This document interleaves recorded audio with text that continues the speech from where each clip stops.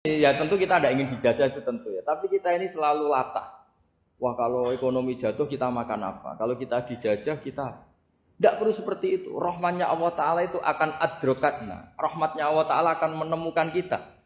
Apapun kondisi kita, apapun keadaan. Ini cara berpikir tauhid. Sehingga Nabi itu tidak pernah bayangkan umatku narata tunggoni piye. Ditunggoni Allah.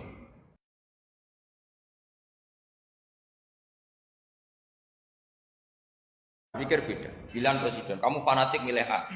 Yang satu fanatik milih B. Ya presiden atau bupati atau gubernur. Terus yang satu bilang gini, wah kalau nggak di presiden A, nggak di bupati A, nggak di gubernur A, negara ini rusak. Mungkin betul dari segi jejak rekamnya A ini bagus. Tapi pertanyaannya secara tauhid, bagaimana Anda menggantungkan kesejahteraan sama makhluk? Kamu nggak pernah terusik begitu kan para intelektual? Itu kan melukai. Bagaimana mungkin Anda menggantungkan kesejahteraan dengan seorang makhluk? Wah kalau di presiden A pasti Indonesia makmur, kalau bupati A pasti Sleman makmur, pasti Bantul makmur. Nah, bagaimana mungkin makhluk yang sedang soleh kamu pastikan selalu soleh? Wong dia makhluk bisa berubah. Sementara yang B misalnya fasik, wah kalau dipimpin B pasti rusak negara. Bagaimana kamu pastikan B yang fasik selalu fasik? Dia saja dia husnul khotimah. Yang fasik pas mimpin jadi soleh, yang soleh pas mimpin jadi fasik. Akhirnya ulama karena tahu sifat manusia itu rubah-rubah dan kendali di tangan Allah, sikapnya nggak jelas. Saya ini termasuk orang yang terkenal nggak jelas. Karena kalau ditanya, Gus sampai milih presiden mana, bakti mana? Sanut pangeran sing dadi aku loyal. Wah, anut pangeran yo kacau. Wah, luwih kacau menan anut pangeran kata saya. Ini kan sudah tidak sambung karena pikirannya ulama. Memang tidak beda, cara berpikir ulama itu beda. Bahkan bapak saya itu kalau didik saya itu begini. Kalau meseli saya atau ngirim saya dulu itu kan pakai mesel. Ini uang kamu 500.000 untuk kamu. Mesti ditambahi 100.000 ini untuk buat jajan sama teman-teman. Mesti ada uang pokok, ada uang sodako. Dulu saya sering tanya, kenapa bapak sangat menghormati teman-teman saya? Kata bapak, kowe mondok iku aku ora iso nyukupi, sing iso nyukupi ya kanca-kanca. Ternyata betul, rata-rata anak kuliah atau anak mondok, uang pribadinya kan 8 hari dari dikirim sudah habis. Berarti kan masih 22 hari kok bisa hidup itu kan barokahnya teman-teman itu. Malah yang agak beling itu 1 hari sudah habis, berarti ada 29 yang bergantung sana sini. Sehingga Nabi dulu cara ngendikan itu unik. Kata Nabi, da'un nasa yarzuquhu ba'duhum ba'duh. Manusa barno wae, engko saling memberi rezeki. Ketika ada collab, Medina itu pernah collab. Terus sekarang pernah defisit itu. Beberapa pakar ekonomi datang ke Rasulullah, ya Rasulullah, sa'ir. Tolong dikasih harga standar. Tapi apa jawabannya Nabi? La tusairu fa innallaha huwal musair. Kamu jangan kasih harga, Allah sendiri yang menentukan harga itu.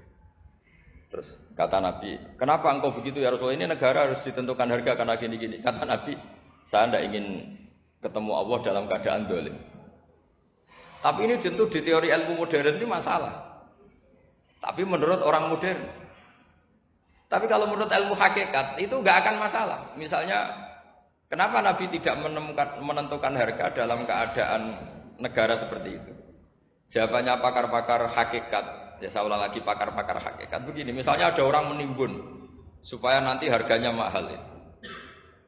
Terus ditimbun terus sampai nunggu harganya mahal. Lama-lama dia sadar kalau timbunannya nggak ada gunanya karena ternyata orang nggak beli. Nah, ketika orang nggak punya kemampuan beli, yang menimbun juga tidak punya uang. Nah, tapi kalau sampean tanya, tapi Gus nak tuku barang pokok kan kita mati karena kehabisan stok. Itu masalah tauhid Anda. Bagaimana mungkin kamu membayangkan seorang makhluk tidak bisa hidup atau enggak dapat rezeki? Nabi itu orang yang sampai ke derajat hakikat, dari tidak pernah bayangkan gitu. Saleh sampean jadi orang yang tauhidnya masalah. Sehingga terus bayangkan, wah kalau negara ini chaos, wah kita makan apa? Kalau negara enggak stabil, wah kita gimana? Itu tidak bisa seperti itu. Dulu ketika kita dijajah Belanda, itu kiai-kiai kita, Mbah Hasyim Asy'ari, Mbah Ahmad Dahlan, mondoknya di Mekah. Sampai alim alama, dua beliau Mbah Hasyim sama Mbah Ahmad Dahlan tuh ngajinya sama-sama Syekh Khotib Minangkabau. Cuma Mbah Hasyim lebih menekuni ke Syekh Mahfud Termas, yang satu menekuni Syekh Khotib Minangkabau. Jadi dua beliau itu ngaji di guru yang sama. Mbah saya, buyut saya itu ya sudah mondok Mekah. Itu zaman dijajah Belanda. Sekarang kita agak dijajah, enggak mondok di sana. Buyut saya itu zaman itu sudah haji. Buyut kelima saya. Itu dulu kalau ingin cari tempat yang teduh, itu masuk ke gua. Itu masuk gua itu hanya kepalanya saja. Kakinya masih di luar. Karena gua di Arab tidak seperti gua di sini. Kalau gua di sini kan orang bisa masuk semua. Kalau gua Arab kan hanya celah-celah batu-batu besar. Sehingga ketika Rasulullah hijrah ke Madinah, singgah di Gua Sur, kata Abu Bakar gimana? Andai kan ada orang kafir di depan gua. Kata Abu Bakar gimana? Andai kan mereka melihat kakinya pasti melihat kita. Karena gua di sana itu satu tubuh tidak bisa masuk penuh. Kalau gua di sini kan ada yang mobil saja bisa masuk. Nah itu bahasa ya kalau mau istirahat itu masuk gua, separuh badan di dalam gua, separuhnya masih di luar. Nah sekarang terus kita bilang, wah kalau kita negara tidak stabil kita haji kemana dulu? Zaman dijajah Belanda ya kita bisa haji. Soal kebahagiaan. Nenek moyang kula jenengan tuh anaknya banyak. Dijajah Belanda, jajah Jepang ya nyatanya anaknya banyak-banyak. Itu kira-kira bahagia apa enggak?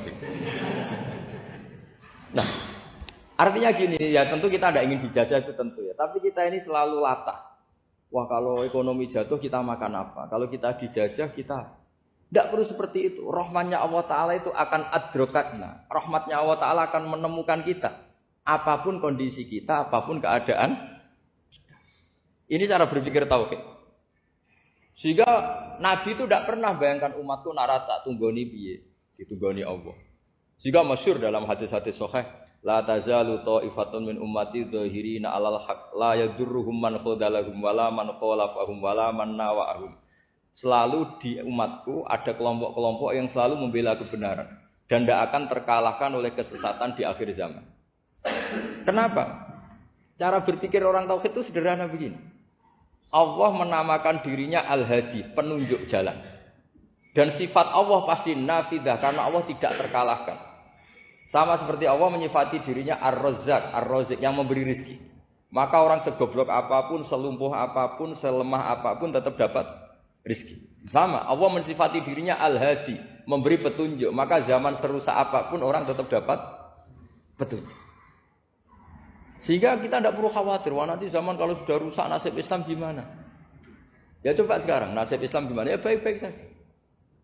Dulu ditunggoni wali songo ya banyak orang Islam. Sekarang nggak usah wali songo, ditunggu dosen-dosen yang ngajar aja nunggu digaji. Kiai pidato ya ada yang beri salam tempel. Itu kalau nuruti definisi ikhlas itu tidak ada yang masuk. Tapi meskipun demikian agama juga jalan. Kenapa agama ini jalan? Karena Allah Al-Hadi, penunjuk jalan. Ketika Allah mensifati dirinya penunjuk jalan dan sifatnya Allah pasti nafidah, pasti terjadi. Karena Allah tidak pernah gagal. Sehingga agama ini akan ada terus sampai akhir zaman. Coba Amerika kayak apa Islamofobia. Di Amerika tambah lama tambah banyak Islam, Eropa juga gitu, Australia juga gitu. Andai kan nuruti teori sosial, sudah dunia sudah materialistik kayak gini, orang dohirnya itu akan meninggalkan agama. Nyatanya tidak juga. Saya pernah di Korea seminggu, itu di negara ateis. Itu TKI ke sana tuh nyari uang. Ternyata ya kepikiran bikin masjid, bikin komunitas Islam. Coba siapa yang menggerakkan hati itu? Hanya Allah Subhanahu wa Ta'ala. Ya, jadi cara berpikir tauhid saya ulang lagi, saya mohon sekali di pengajian ini saya cerita wajah alani mubarakan aina ma kuntu. Jadi cara berpikir sekian nabi, terus kita punya karakter tertentu, kita milih nabi ini itu sah. Karena ulama ummati ka'ambiyai Bani Israel. Ulama umatku itu ibarat kayak nabi Bani Israel. Jadi ada yang milih tadi seperti Nabi Isa fokusnya ngurusi orang-orang nakal. Itu juga bagus karena di mana-mana nabi itu seperti dokter. Tapi Nabi Yahya hanya berkawan sama orang-orang soleh. Kita tahu berkawan orang fasik itu resiko ketularan.